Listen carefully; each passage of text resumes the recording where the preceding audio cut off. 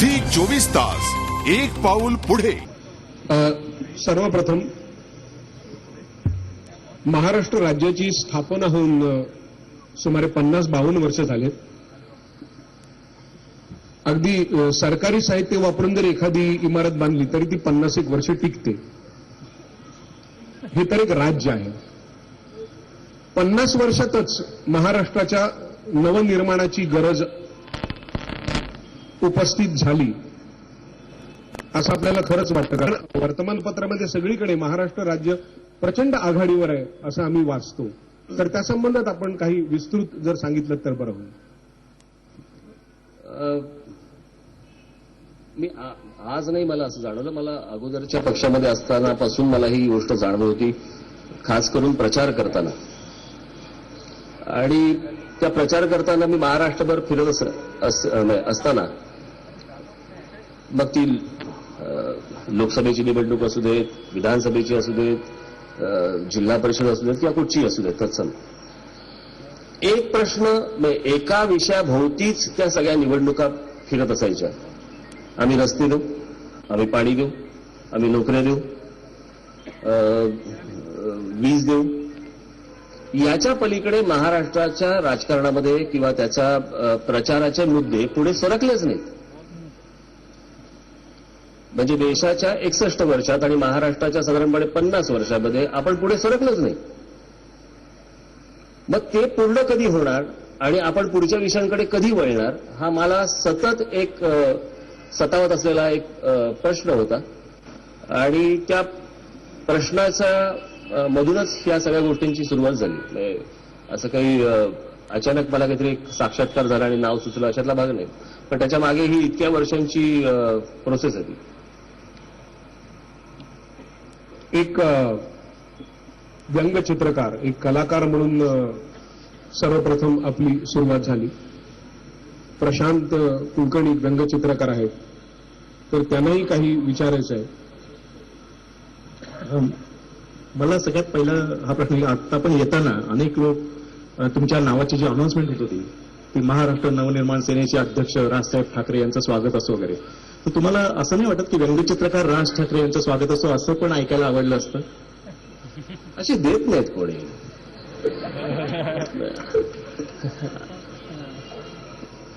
तुम्हालाच ऐकायला कसं वाटेल मला सांगा. हा, नेता म्हणून बरोबर आहे. ऐकायला बरं. तुमच्यामध्ये 2 व्यक्तिमत्व आहेत. एक व्यंगचित्रकार म्हणून तुमची सुरुवात झाली आणि नंतर अर्थातच एक राजकारणी माणूस म्हणून. तर सुरुवातीच्या काळामध्ये तुमच्या घरामध्येच 2 दिग्गज व्यंगचित्रकार होते, त्यामुळे तुम्ही राजकीय व्यंगचित्रकार होणं अगदी स्वाभाविक आहे. पण तुमच्याबरोबर तुमचे चुलत भाऊ सुद्धा होते. पण त्यांच्यापैकी तुमच्यामध्येच असं काय आहे की तुम्हाला व्यंगचित्रकार व्हावंसं वाटलं? तुमचं काय वाटतं? नेमके कोणते गुण तुमच्यामध्ये आहेत असं तुम्हाला वाटतं की त्याच्यामुळे तुम्हाला या कलेची विशेष आवड निर्माण झाली? चित्र काढत होतो आणि चित्र काढता काढता मला असं वाटतं की बाळासाहेबांनी आणि माझ्या वडिलांनी ती गोष्ट हेरली आणि हे करून बघ. म्हणजे असं काय कोणी मला सांगितलं नाही हेच तुला करायला पाहिजे, कारण व्यंगचित्रकला काय ही अशी नाहीये की तुला ही केलीच पाहिजे आणि ती तुम्हाला जमेलच, असं काही नाहीच आहे.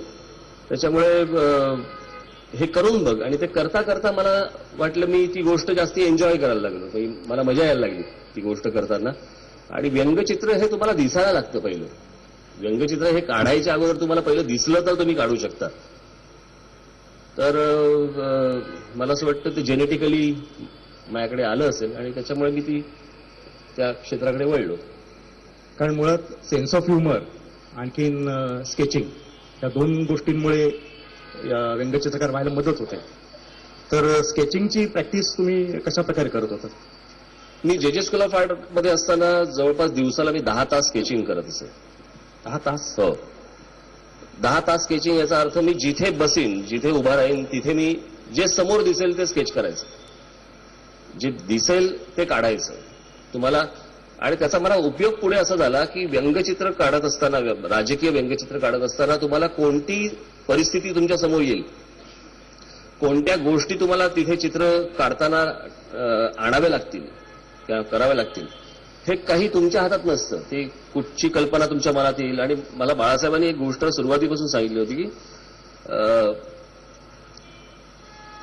व्यंगचित्र सुचलंय आणि तुला काढता येत नाही अशी जर परिस्थिती निर्माण होऊन देऊ नकोस कधी. मला अजूनही आठवतं, मी एकदा एक सीडी ऐकली होती ज्याच्यामध्ये आशाताई भोसले यांचा एक छान कोट होता की ते कुठचं गाणं आजा हे नाही का आर.डी. बर्मन. आर.डी. बर्मनचं. तर ते आर.डी. बर्मननी त्यांना समजून सांगितलं आणि समजून सांगितल्यावरती ते काही त्याला जमलं नाही. त्याच्यावरती आर.डी. बर्मन यांनी त्याला सांगितलं, बरं ठीक आहे, जमत नसेल तर मी बदलतो. त्यावर आशाताई बोलल्या, बदलतो म्हणजे काय? गायकाचा हा शेवटी अपमान आहे की त्याला गाता येत नाही म्हणजे काय ती गोष्ट.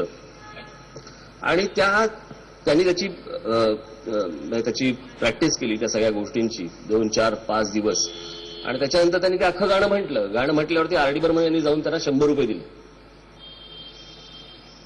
सो जसं गायकाचं असतं, मला असं वाटतं तसं चित्रकाराचं असतं. कुठची की तुम्हाला ते सुचलंय आणि तुम्हाला ते काढता येत नाही अशी परिस्थिती कधी येऊ नये. त्याच्यामुळे मला कुठची ह्युमन फिगर, कुठची व्यक्ती कशी बसलीये, काय बसलीये, हात कसा आहे, डोळा कसा आहे, हे मी रिअलिस्टिक अगोदर शिकलो असल्यामुळे, ड्रॉइंग शिकलो असल्यामुळे व्यंगचित्र काढताना ते सोपं जातं. आम्ही थोडक्यात हा तुमचा एक प्रकारचा रियाज होता असं म्हटलं तरी हरकत नाही. अच्छा, रियाजाशिवाय काहीच नाही होत.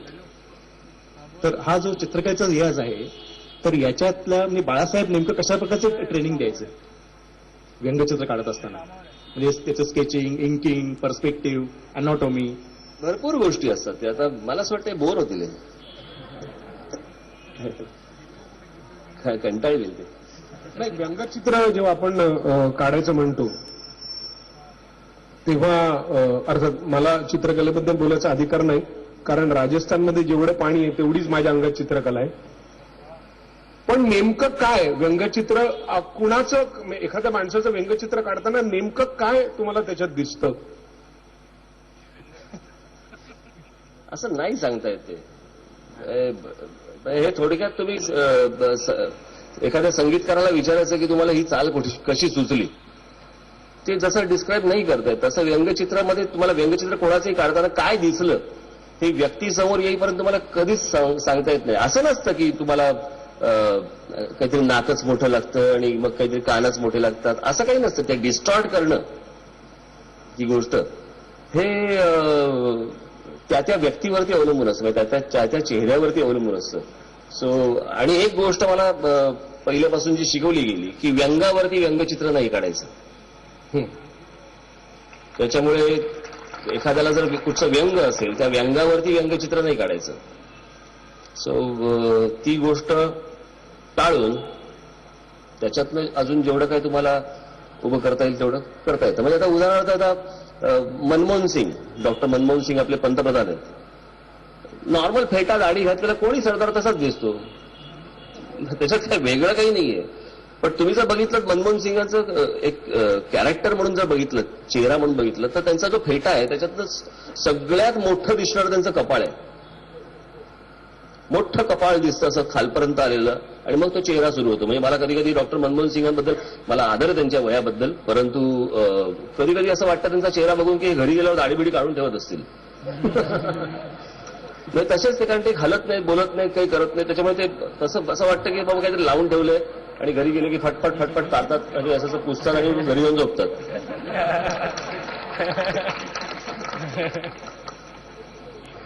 सो तुम्हाला असं नाही ते सांगतायत की तुम्हाला चेहऱ्यात काय दिसतं.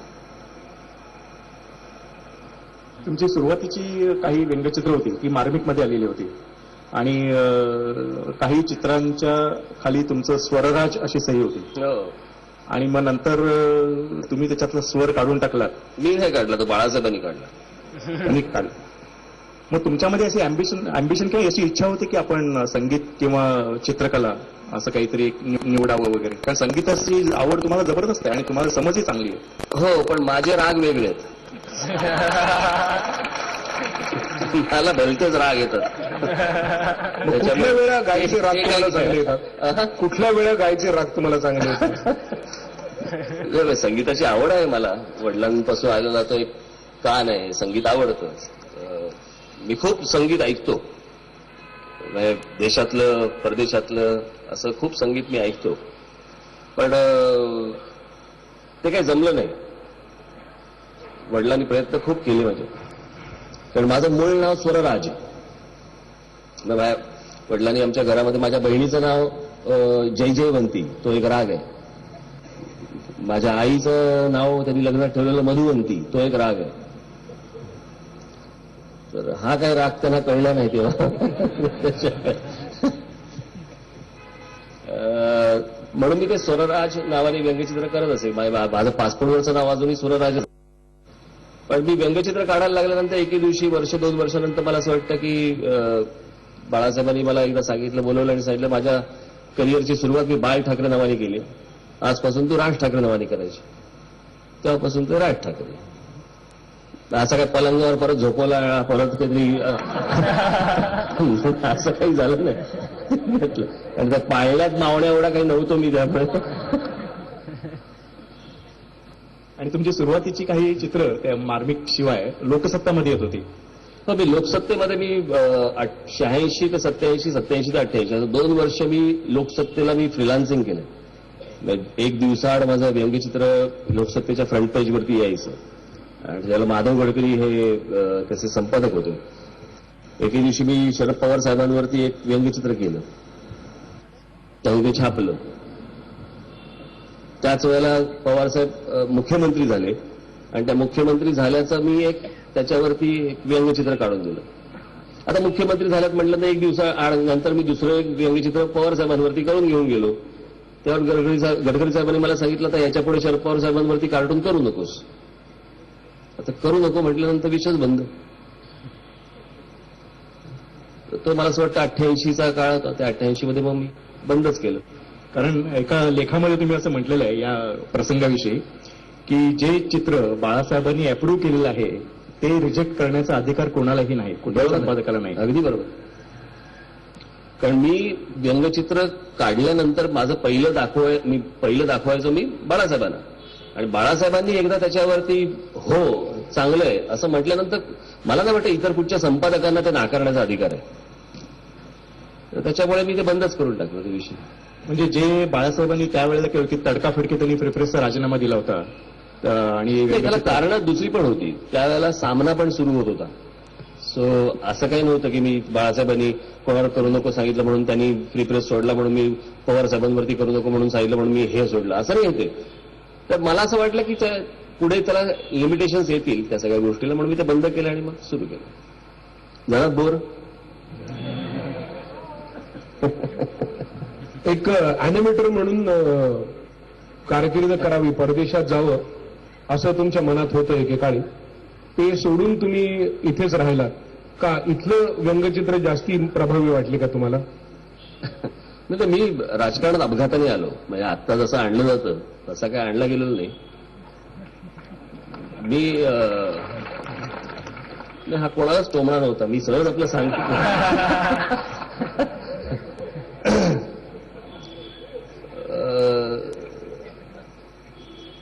कारण मी व्यंगचित्र राजकीय व्यंगचित्र काढत आलो आणि त्याच्यामुळे मूळ गाभा तो तसा होता. प्रश्न असा होता ना काहीतरी. प्रश्न काय होता? अॅनिमेटर म्हणून तुम्ही कारकीर्द परदेशातही जाणार होतात. माझं ते पॅशन आहे. अॅनिमेशन फिल्म हे माझं पॅशन आहे. व्यंगचित्र हे माझं पॅशन आहे. पण ते नाही आता झालं. आता नाही जमणार ते. या कार्यक्रमामध्ये आपण काही डेमॉन्स्ट्रेशन्स करावी अशी अपेक्षा आहे. आत्ता नको, नंतर. तर कार्यक्रमाच्या शेवटी मी कारण बघू.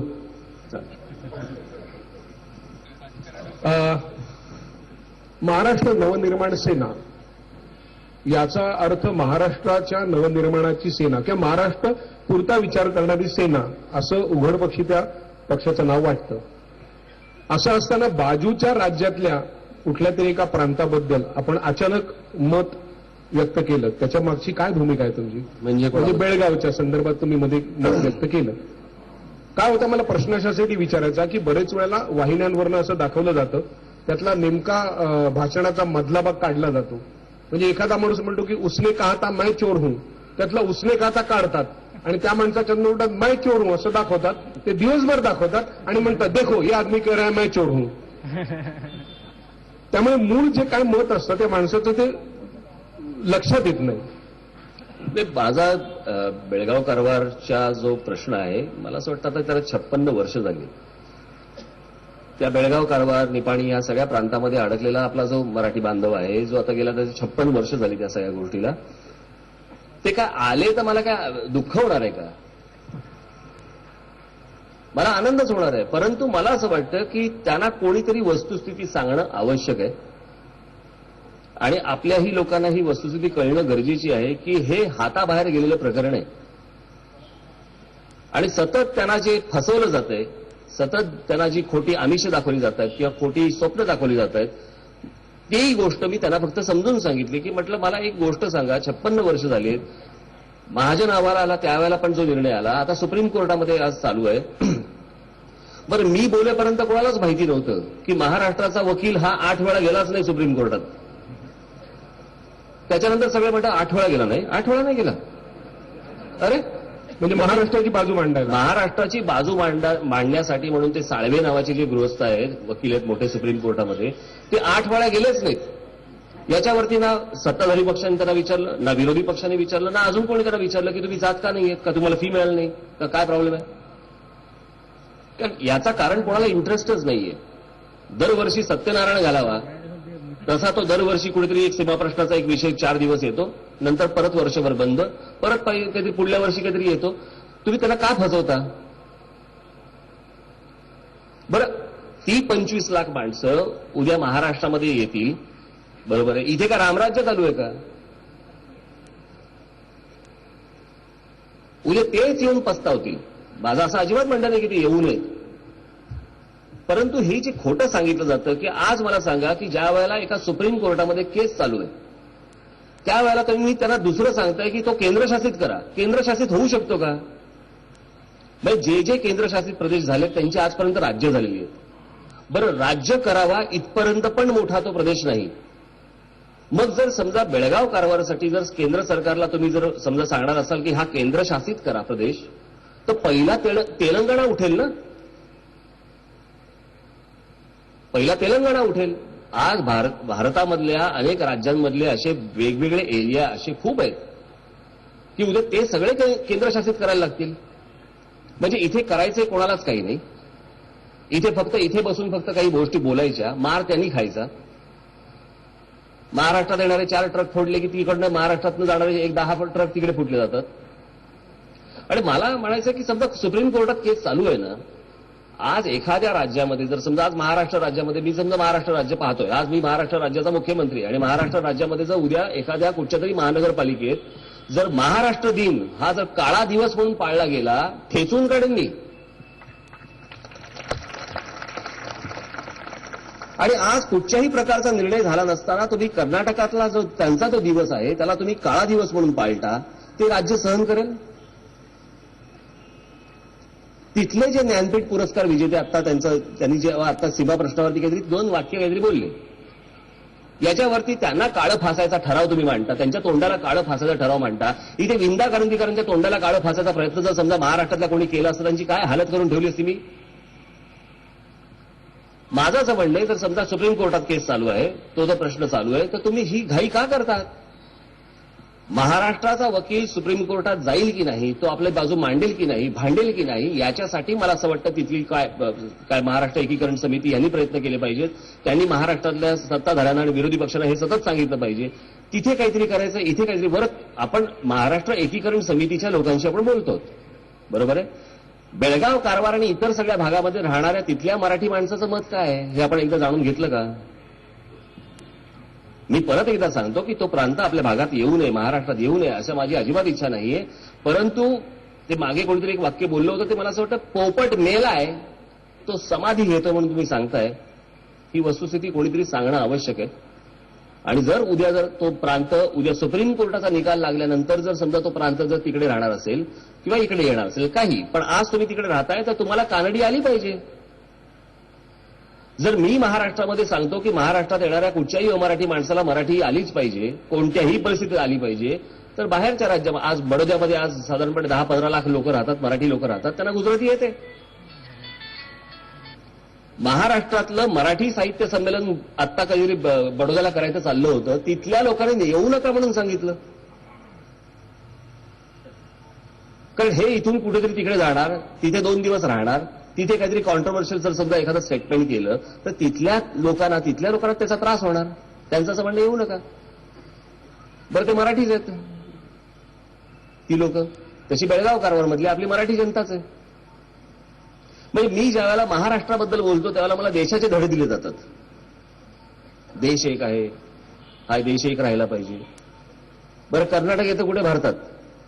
मी आपल्याच मराठी माणसांना सांगतोय की सुखासमान राहता येत असेल तिकडे राहा, इथे काय फार चांगलं चालू नाहीये.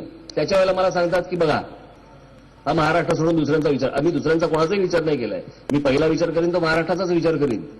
परंतु तिथल्या मराठी लोकांना, आज परवा दिवशीचीच बातमी होती, सांगलीमधले अनेक उद्योग उठून हे कर्नाटकात चालले. का?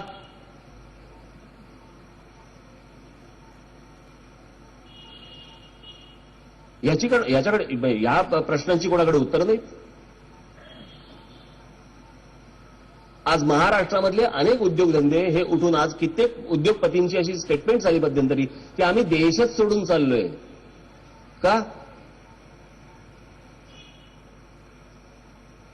जर ही अवस्था जर समजा आपल्या राज्यामध्ये असेल, बाजूच्या राज्यांमध्ये असेल. मी आता मध्यंतरी कोकणामध्ये जाताना कोल्हापूरवरनं त्या ह्याला जायचं असेल, पुढे जर तुमच्या सावंतवाडीला खाली उतरायचं असेल तर एक रस्ता येतो, एक आंबोली घाट.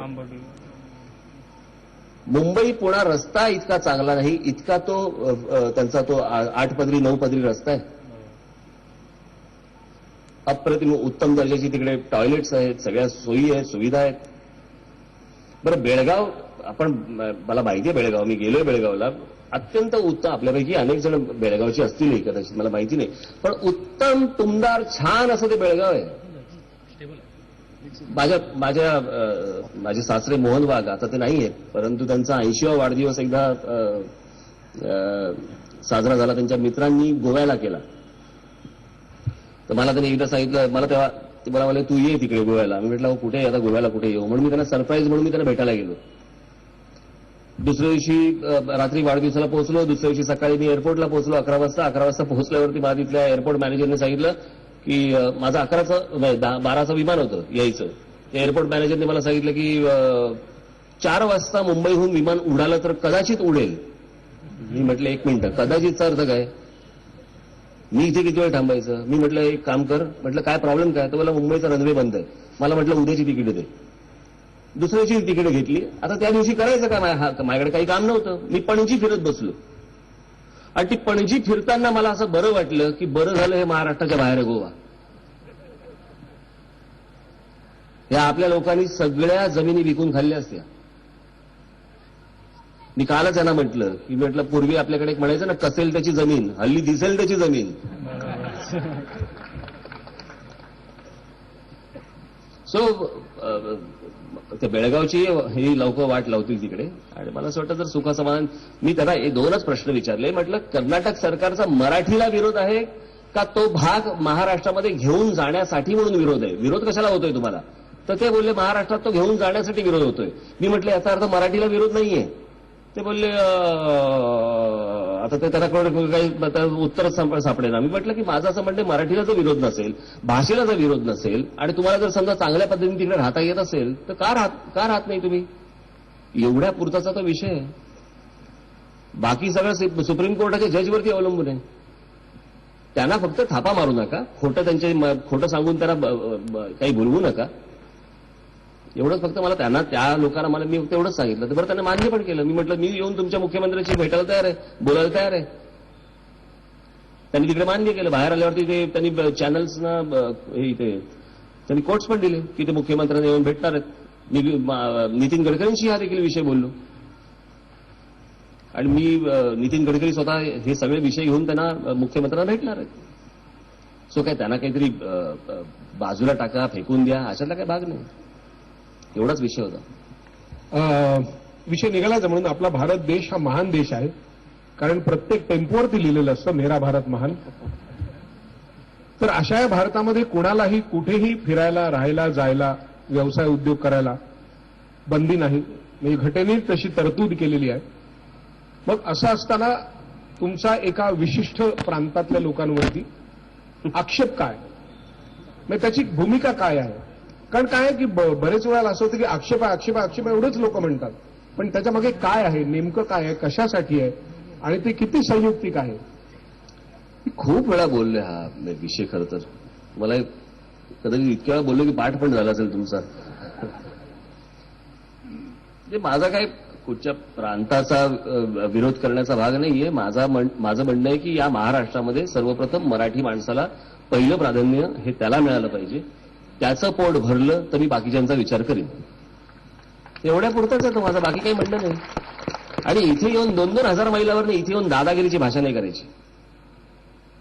ती दादागिरी करायची तिकडे, त्या प्रांतामध्ये जाऊन तिकडे काय करायचं ते करायचं, इथे नाही करायचं. एक काळ असा होता या मुंबई शहरामधले, रात्री तुम्ही 12 वाजता जरी सिग्नल चालू असतील तरी गाड्या थांबायच्या. हा या शहराचा एक भाग होता, तो गुण होता तो. आज दुपारी 12 वाजता थांबत नाही. कशीही टॅक्सी चालवतात, कुठेही रिक्षा घेऊन जातात, काहीही करत असतात. वरती परत मुजोरपणा वाढलेला, म्हणून मध्यंतरी फटकावले ना त्यांना, त्याच्यानंतर आले सरळ.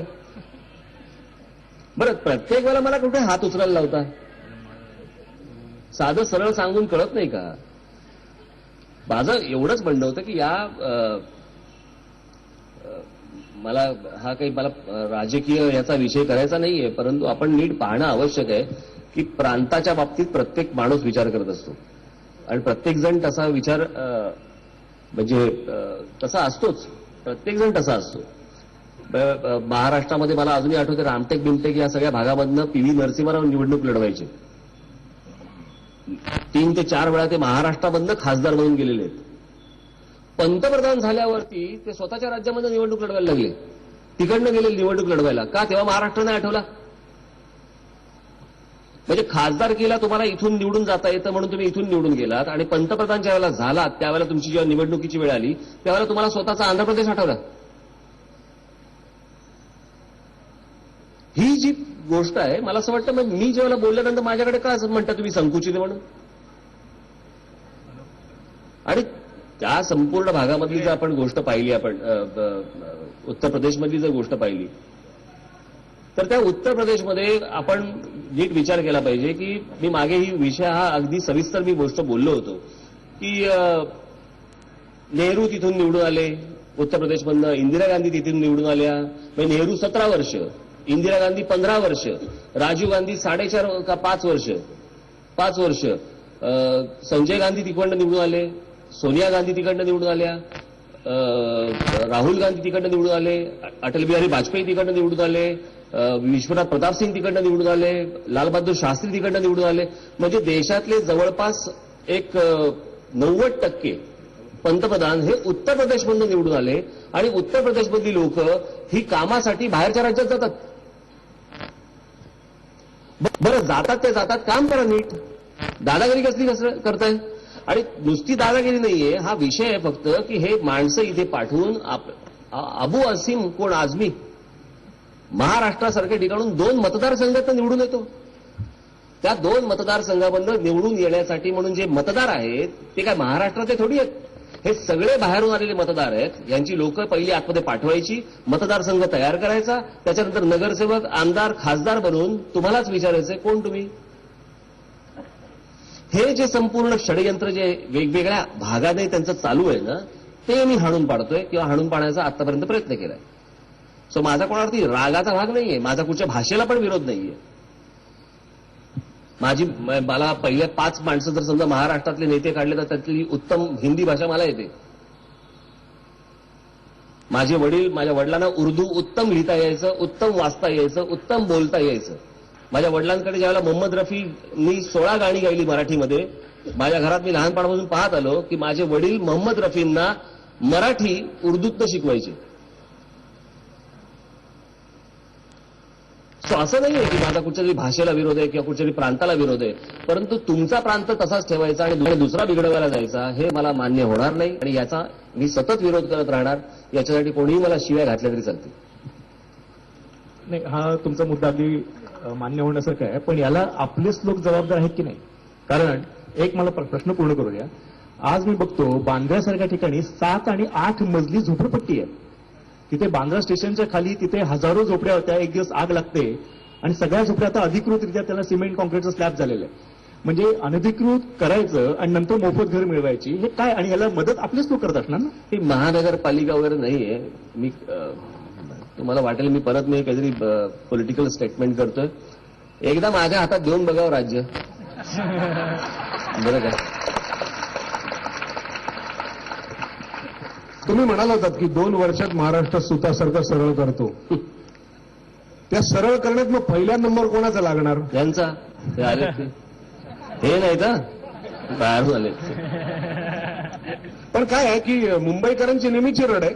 म्हणजे त्यांना तुमचं म्हणणं पटतंही आणि पाठीमागून ते ठीक आहे, पण आम्हाला कामाला माणसं कोण देणार आणि कपडे इस्त्री कोण करणार?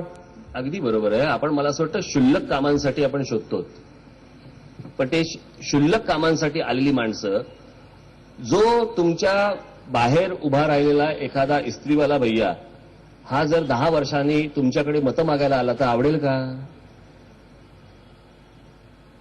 एक गोष्ट लक्षात घ्या, त्यांचा आपण खूप तसे भोळसट आहोत महाराष्ट्रातली लोक, खूप सरळ आहोत, साधे आहोत.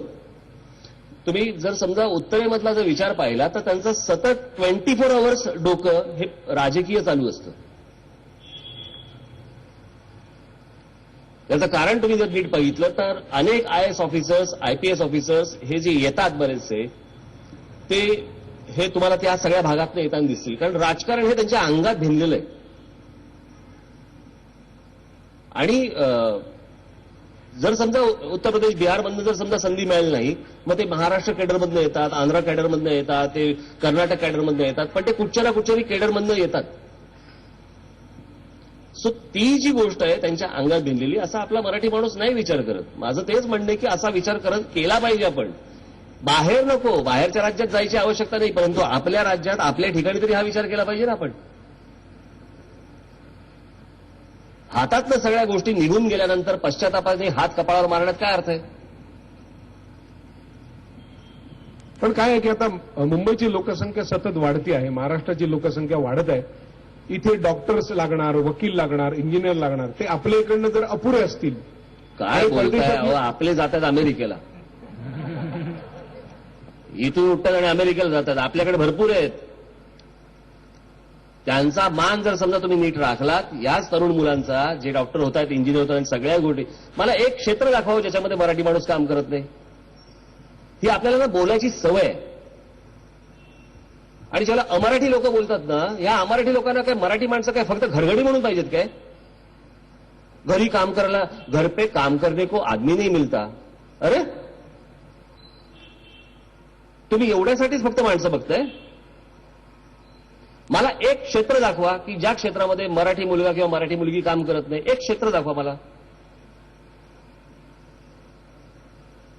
मी कालच ते इथलं कुठचं सांताक्रूजचं हॉटेल, कुठचं कलिंगाचं हयात, ग्रँड हयात, तिकडे काहीतरी सकाळचा एक काहीतरी बुफे असतो, म्हणून मी, माझी पत्नी वगैरे आम्ही गेलो. मेन शेफ कोण? मराठी आहे. आता प्रश्न असा आहे की प्रत्येकाने, आता जी मराठी मुलं, जी या मराठी मुली आता काम करतात, त्यांनी इथे काय स्वतःच्या नावाच्या ऐवजी काय मराठी अशट वाटी टाकायची का? कामं करतायत, आपल्याच लोकांना त्याची जाणीव नाहीये. आपण विनाकारण या मुलांना बोलतो, आपण विनाकारण ही गोष्ट सांगतो की इथे काम करायला मिळत नाही. मला कालच माझा त्या दादरला वनिता समाजमध्ये अनेक महिलांनी माझा इंटरव्ह्यू घेतला आणि मी त्यांना म्हटलं की समजा पार्ल्यामध्ये तुम्ही म्हणत असाल की आम्हाला इकडे भाजीवाला भैयाच मिळतो, मराठी मुलं मिळत नाही. मी लावतो. त्यांच्याकडनं पहिले भाज्या घ्यायच्या बंद करा बाकीच्यांकडनं. त्या तुम्ही जर समजा बंद करणार असाल त्यांच्याकडनं घ्यायचं, मी मराठी मुलं लावतो, चला. इतका कडवटपणा मला असं वाटतं जोपर्यंत आपल्यामध्ये येत नाही तोपर्यंत ही गोष्ट होणार नाही. त्या तुम्ही जर समजा बंद करणार असाल त्यांच्याकडनं घ्यायचं, मी मराठी मुलं लावतो, चला. इतका कडवटपणा मला असं वाटतं जोपर्यंत आपल्यामध्ये येत नाही तोपर्यंत ही गोष्ट होणार नाही. बरं, एखादा जर समजा काम करायला कोणी दुसरा माणूस आला, बरं का, काम करण्याचं कोण म्हणतं त्याला हाकलून द्या म्हणून? आज मराठी माणूस आज अनेक राज्यांमध्ये आहे, तिकडे तो काम करतोय, परदेशामध्ये आहे. ज्या प्रकारे आज परदेशामध्ये जसं काय तो वर्णद्वेष असेल किंवा काय कशातनं मला माहित नाही. आता परवा दिवशीच तो आपला एक जण गेला पुण्याचा, बरोबर, त्याला मारला, तर कशामुळे गेला तर अजून ते सगळं चालूच आहे. परंतु या सगळ्या गोष्टी इतकं तर नाहीये ना इथे. म्हणजे महाराष्ट्राला कधी कोणी सांभाळूनच घ्यायचं नाही, समजूनच घ्यायचं नाही, बाकीच्यांना आम्ही समजून घ्यायचं, असं कसं होईल? पण एका देशाचे नागरिक आपण बांधव त्यांचा आपल्याला ते कळवा. पहिला प्रांताचा विचार करतो. मला मी खरं सांगतो, मला कधीतरी ना प्रश्न पडतो की महाराष्ट्राने केलेली चांगली गोष्ट आहे का वाईट गोष्ट आहे. महाराष्ट्रातल्या आतापर्यंतच्या नेत्यांनी देशाचा विचार करत आले आणि प्रत्येक राज्य ही आपापल्या प्रांताचा विचार करत आले आणि आमचा प्रांताचा विचार करायचा राहूनच गेला. झी 24 तास एक पाऊल पुढे.